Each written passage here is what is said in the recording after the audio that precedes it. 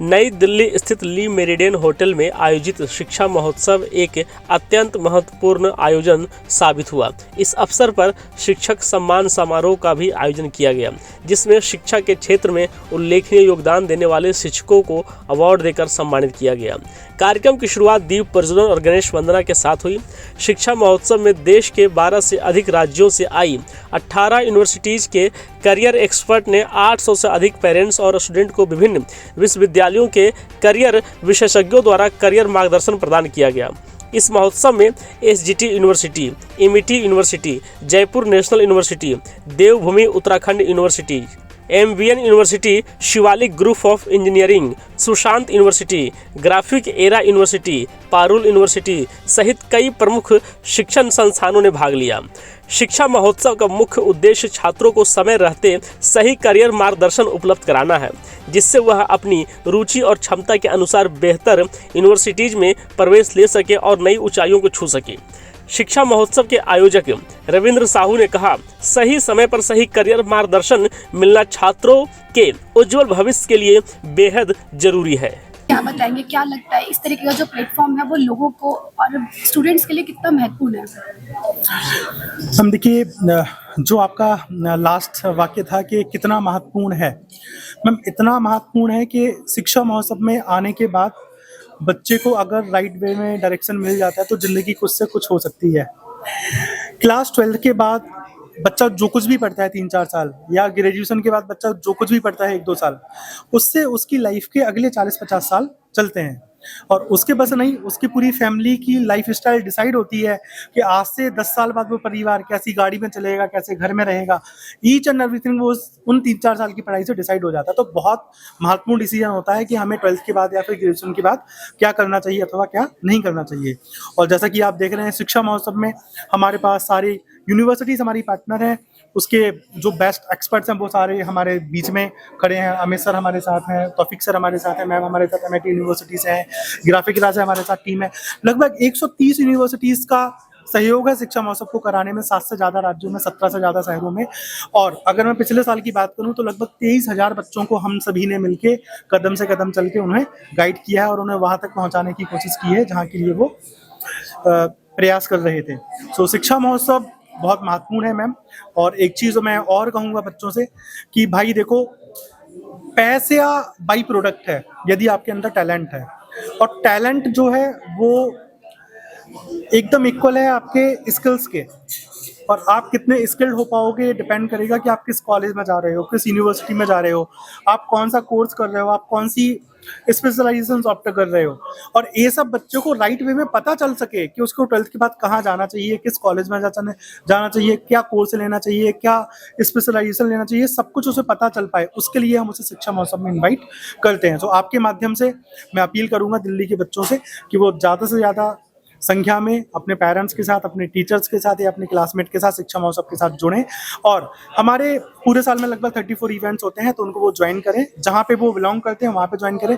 दिल्ली में भी साल में 3-4 बार होता है, अदर स्टेट्स में भी होता है, वो जहाँ से भी बिलोंग करते हैं ज्वाइन कर सकते हैं और हमारे सारे साथियों से गाइडेंस ले सकते हैं। मैं चाहूँगा कि आप 1 by 1 हमारे सारे साथियों से उनके बारे में पूछे। जी, एक चीज़ और है, देखिए कि हम आज जो कुछ भी कर रहे हैं वो टीचर्स के सहयोग के बिना पॉसिबल नहीं था।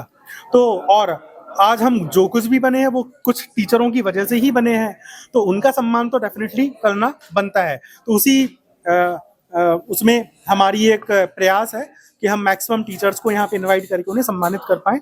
और दिल्ली बस नहीं, हम कश्मीर से लेकर के कोलकाता तक टीचर्स को सम्मानित करने के लिए प्रयासरत हैं और उसमें हम जो भी बेस्ट कर सकते हैं कर रहे हैं। इसके अलावा टीचर्स हमारे और ज़्यादा पावरफुल हो सकें, स्किलफुल हो सकें और टेक्निकली आगे बढ़ सकें, उसके लिए पाइनियर एडुटेक मीडिया और शिक्षा महोत्सव ने मिलके एक तैयारी करी है कि जो भी ऐसी कोचिंग इंस्टीट्यूशंस हैं, जो भी ऐसे टीचर्स हैं जिनके पास अपनी वेबसाइट्स नहीं है या लर्निंग ऐप नहीं है, वो हम उनको बना के दे रहे हैं सो डैट वो टेक्निकली और एम्पावर हो सके और ज़्यादा से ज़्यादा बच्चों को ऑफलाइन और ऑनलाइन दोनों ही तरीके से वो लोग पढ़ा पाएँ।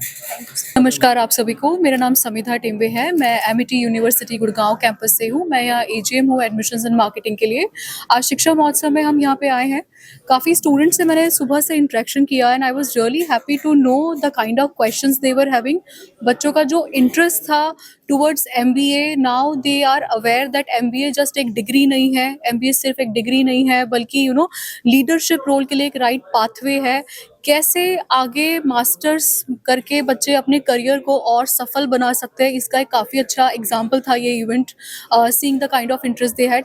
बच्चे बहुत ही करियर ड्रिवन थे.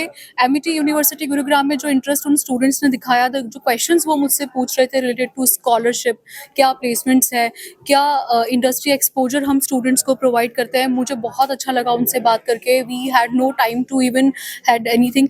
सो कॉन्टिन्यूसली जो कॉन्वर्जेशन है वो सुबह से जो स्टार्ट हुई है, we have just got free. Thank you everyone. Thank you for this. I wish all the best to Sahu sir.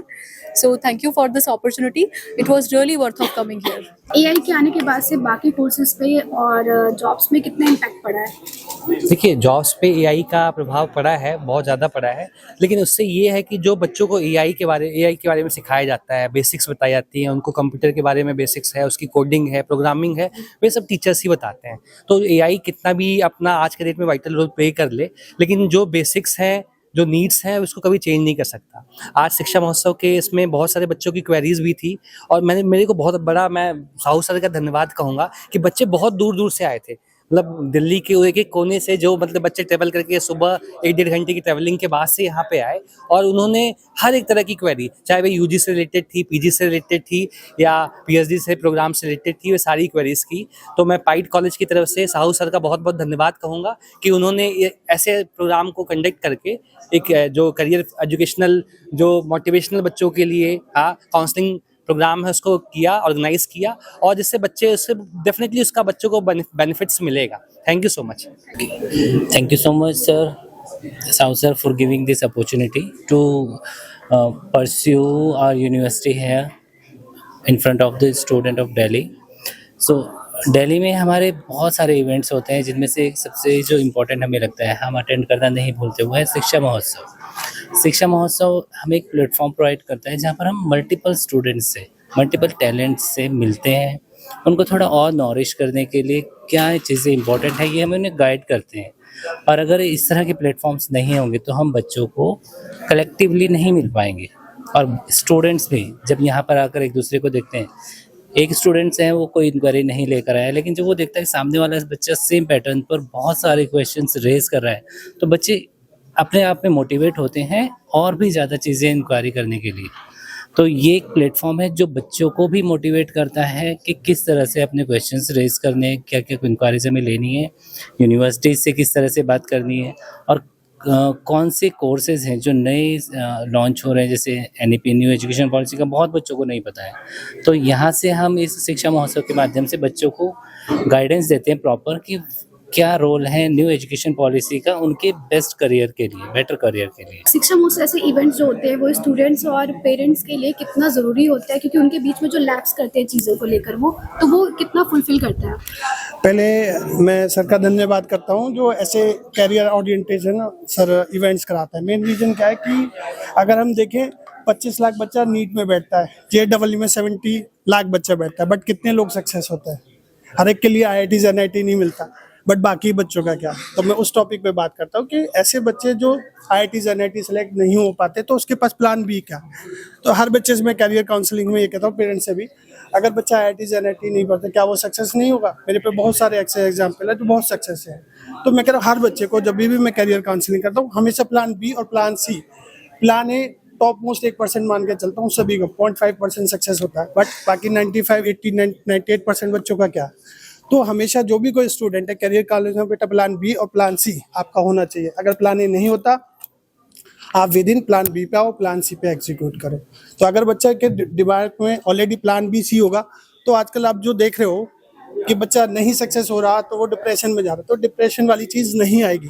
तो इस प्लेटफॉर्म पर मुझे ये चीज़ मिलता है, बच्चे को बहुत अच्छी तरीके से गाइड करता हूँ. अगर नहीं होता बेटा कोई बात नहीं, प्लान बी है, प्लान सी है, प्लान डी है. शिक्षा महोत्सव ऐसे इवेंट्स जो होते हैं वो स्टूडेंट्स के लिए और पेरेंट्स के लिए कितने ज़रूरी होते हैं कि उनको एक प्लेटफॉर्म पे सारी चीज़ें मिल जाती हैं?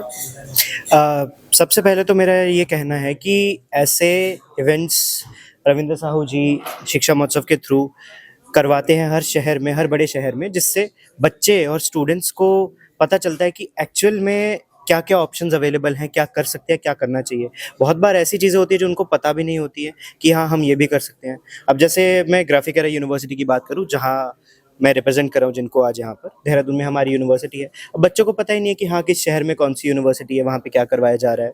उसमें जैसे BBA with AI and data science, अब बीबीए वाले बच्चे भी एआई कर सकते हैं। बच्चे मुझसे पूछते हैं कि एआई में हम क्या कर सकते हैं, क्या हमें कोडिंग करनी पड़ेगी? हमारे पास तो मैथ है नहीं है। पेरेंट्स भी पूछते हैं अच्छा ऐसा है, इसमें कुछ बहुत ज़्यादा फीस तो नहीं लगती है, कोई हमें बहुत ही स्पेसिफाइड कोई कंप्यूटर्स तो नहीं चाहिए होंगे बच्चों के लिए।